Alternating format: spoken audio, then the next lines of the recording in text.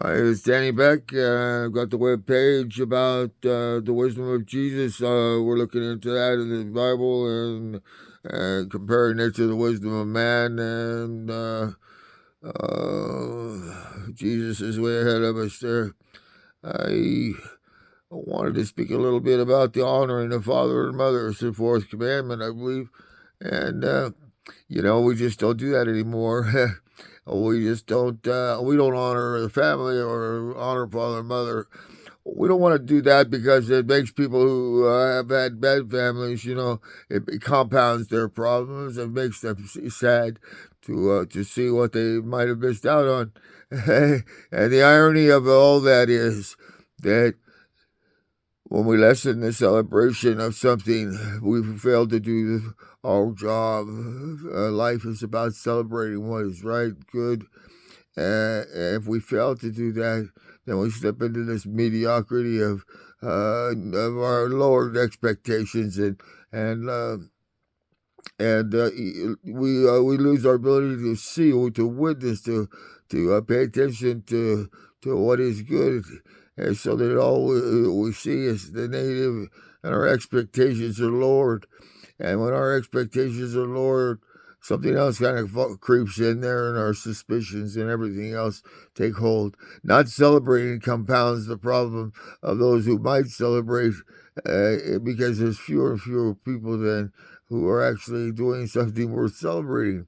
Isn't that amazing? So we're on a downward spiral, if you will.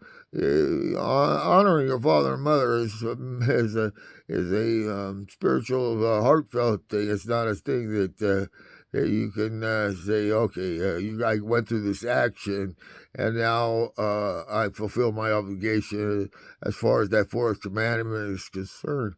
That's the word Corbin, and they've turned men's traditions have turned the the whole concept of honoring your father and mother into a single act, kind of a payoff thing, if you will, and paying off your parents for all their sacrifices that they have done for you from your birth till the time you were able to leave the home and be self-providing. Uh, to make that a single act and wrap it all up in a day, it just doesn't work like that. Honoring your father and mother is an ongoing thing, and what you're really doing is you're respecting and you're validating, and you're celebrating your you're celebrating your life up to now, and you're celebrating the people who made a difference in your life, that brought you into the world, and you're acknowledging your roots. And when you acknowledge your roots, you're giving you're giving moisture to them, and you're giving satisfaction to them. And if you stop doing that, then the roots die, and a family tree suffers the consequences. Um, and so we are in a dilemma. Do we celebrate and make everybody else who doesn't have what we have miserable, or do we stop celebrating and then lose the very thing worth celebrating? Honor your father and mother that you may live long upon the earth. And he's saying your honoring your father and mother is connected to your lifespan. How long you live is directly connected to um, whether or not you can celebrate everybody who had contributed out of love, uh, their efforts into you, and invested their life into your life.